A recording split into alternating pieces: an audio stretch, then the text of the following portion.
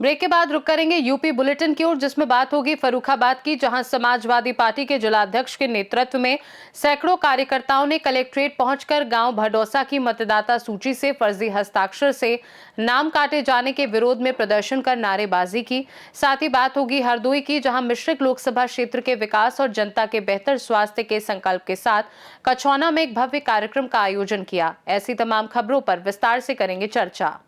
फर्रुखाबाद में समाजवादी पार्टी के जिलाध्यक्ष चंद्रपाल यादव के नेतृत्व में सैकड़ों कार्यकर्ताओं ने कलेक्ट्रेट में प्रदर्शन कर भडौसा गांव की मतदाता सूची से फर्जी तरीके से नाम काटे जाने का विरोध किया और जिलाधिकारी आशुतोष कुमार द्विवेदी को ज्ञापन सौंपा। उन्होंने कहा कि भोजपुर विधानसभा क्षेत्र में सैकड़ों लोगों के नाम SIR सूची से बिना सूचना काटे गए हैं और पूरे जिले में ये गोरख धंधा तेजी से चल रहा है, जिस पर अंकुश लगाया जाए।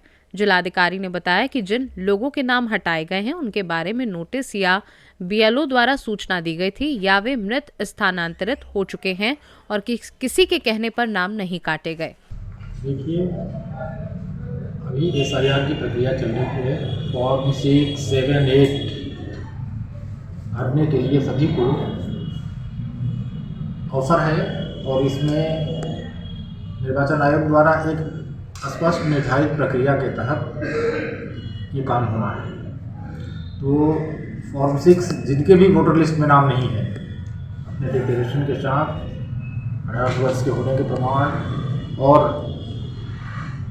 अपने निवासी होने का और 2003 से लिंक्ड जो भी उसके माता पिता, दादा दादी, नाना नानी, ये सब प्रमाण देते हुए अपना फॉर्म जमा करा सकते हैं। वैसे ही यदि गांव में कोई नहीं रह रहा है या जिसकी डेथ हो गई है या अनट्रेसेबल है, जो कि गांव का आदमी कोई जानता है, उस बूथ का, उस गांव का वोटर अपने EP कार्ड के साथ, डिक्लेरेशन के साथ कि हमने वेरीफाई किया है और ये गांव में नहीं रहते हैं या इस गांव के या मृत हो गए हैं, इनका नाम काट दिया जाए। तो जो फॉर्म देगा या हमारे नाम में ये त्रुटि हो गई है, हमारा फ़ोटो ख़राब हो गया है, उसके लिए फॉर्म 8, तो ये कोई भी दे सकता है अपने BLO को। BLA भी दे सकता है। BLA 10 फॉर्म एक साथ दे सकता है विभिन्न पॉलिटिकल पार्टी के।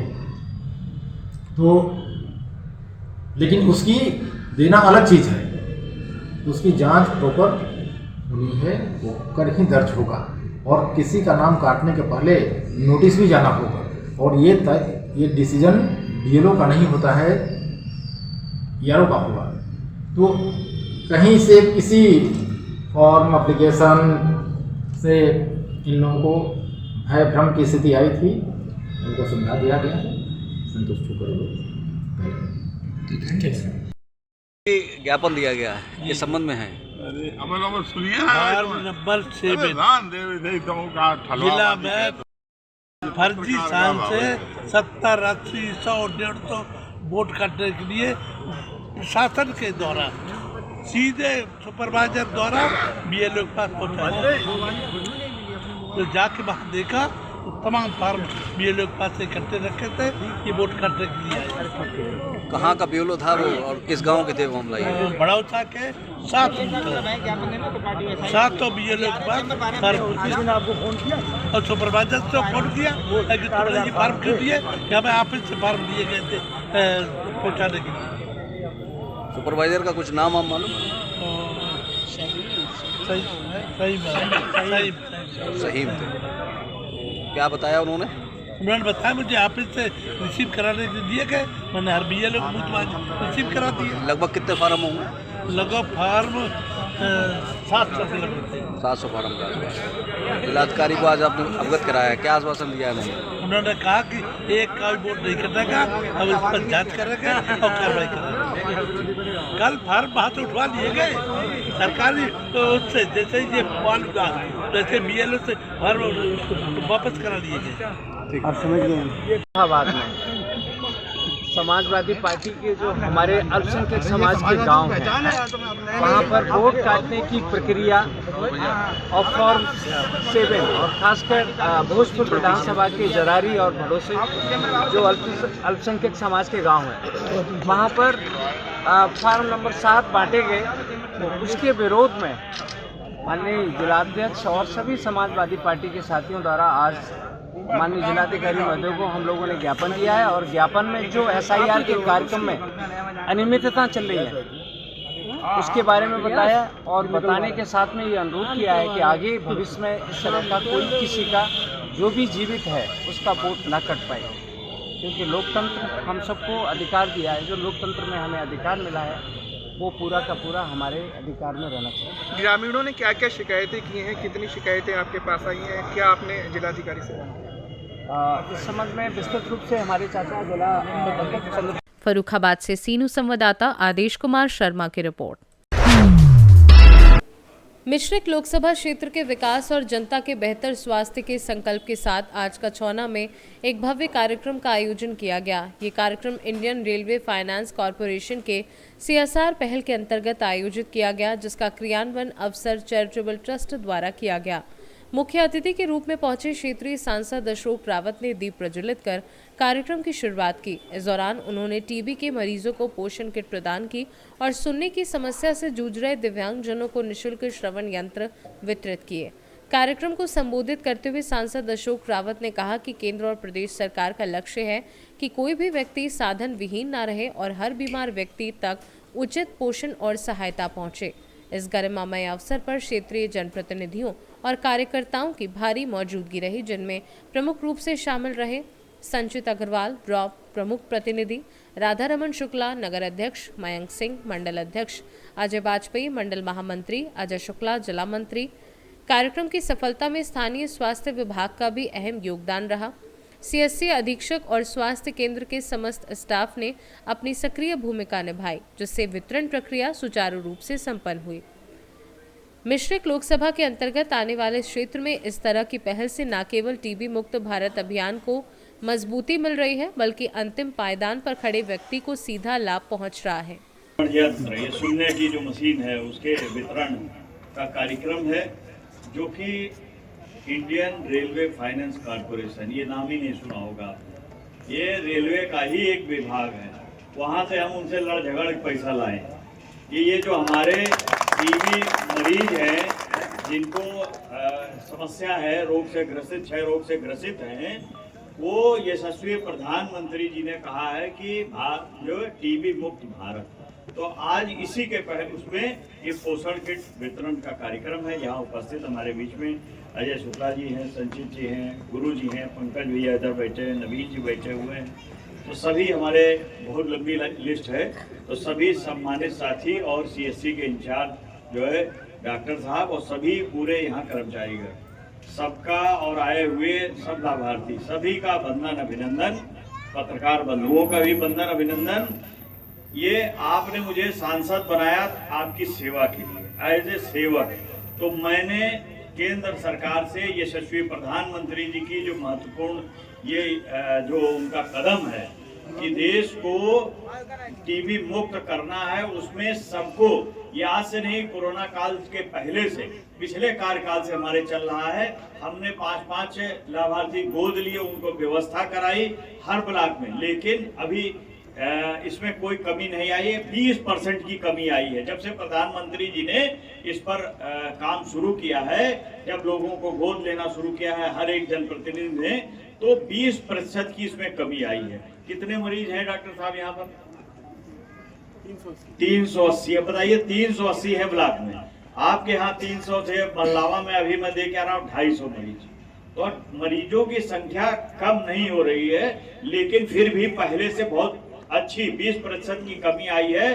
हम सब लोगों ने प्रण किया है, यहाँ जितने जनप्रतिनिधि हैं सब लोगों ने, कि अब जो है कछौना ही के साथ साथ पूरे देश में प्रधानमंत्री जी ने तो मुहिम चलाई है, ये अशोक रावत की मुहिम है कि मिश्रिक लोकसभा भी TB मुक्त होनी चाहिए। तो आप सब लोग जो भी बेचारे बीमार हैं उनके लिए देखिए, स्वस्थ रहेंगे तो आपको कोई बीमारी नहीं होगी। यशस्वी प्रधानमंत्री जी ने इलाज के लिए आयुष्मान कार्ड आपको 5 लाख की व्यवस्था करा दी। तो आप सब लोग कोई गंभीर अगर रोग से ग्रसित है तो उससे आपका इलाज हो जाएगा। लेकिन ये टीबी बहुत पहले से बीमारी चली आ रही है, बहुत इसमें। हरदोई से सीनू संवाददाता अनुराग सिंह की रिपोर्ट। कचौना स्थित सेठ भूरामल आदर्श इंटर कॉलेज पतसेनी में बच्चों की सुरक्षा और शिक्षा के साथ गंभीर खिलवाड़ देखा जा रहा है। स्कूल की कक्षाएं जर्जर हालत में हैं, जिनमें ना तो दरवाजे हैं और ना ही खिड़कियां।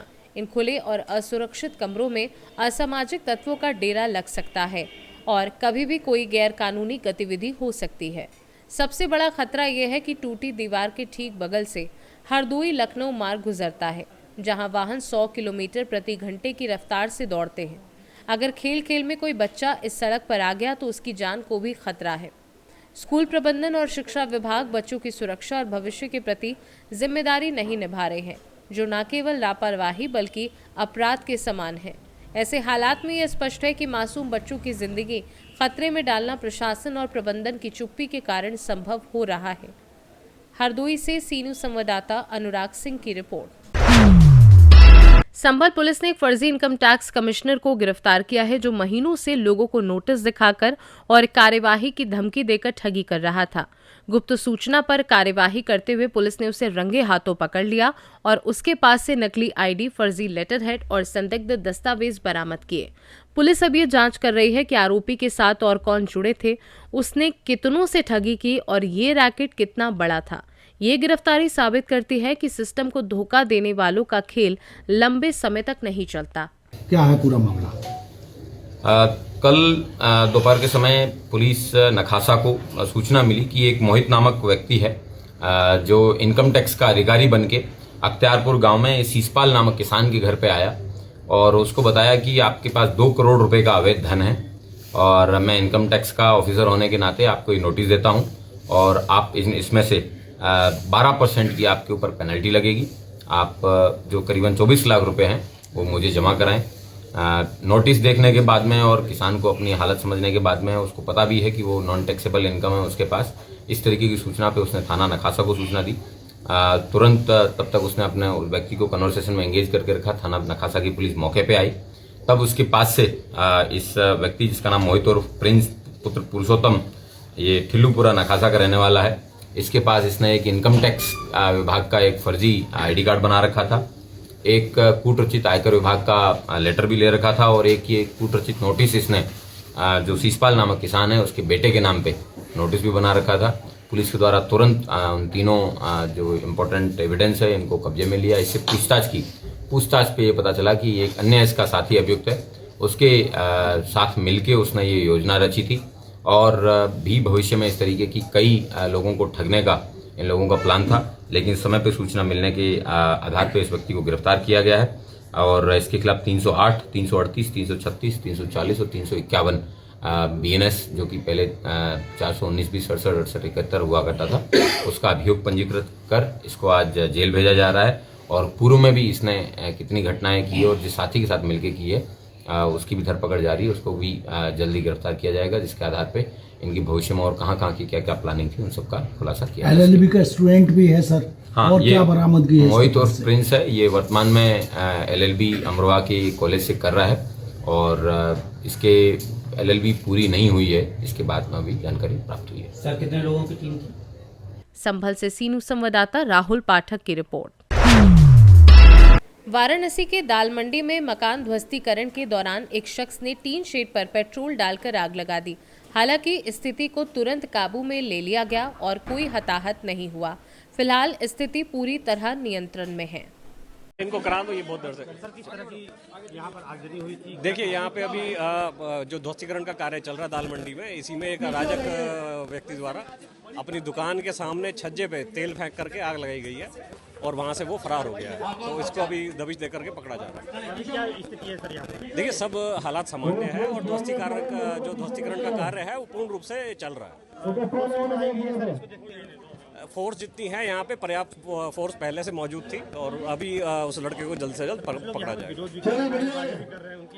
देखिए जो यहाँ पे ध्वस्तीकरण के कार्य में अवरोध करेगा, ये न्यायिक प्रक्रिया पूर्ण करते हुए कार्य किया जा रहा है और यदि कोई ऐसा करेगा तो उसको उसके खिलाफ कार्रवाई की जाएगी। वाराणसी से सीनू संवाददाता अब्दुल्ला हाशमी की रिपोर्ट।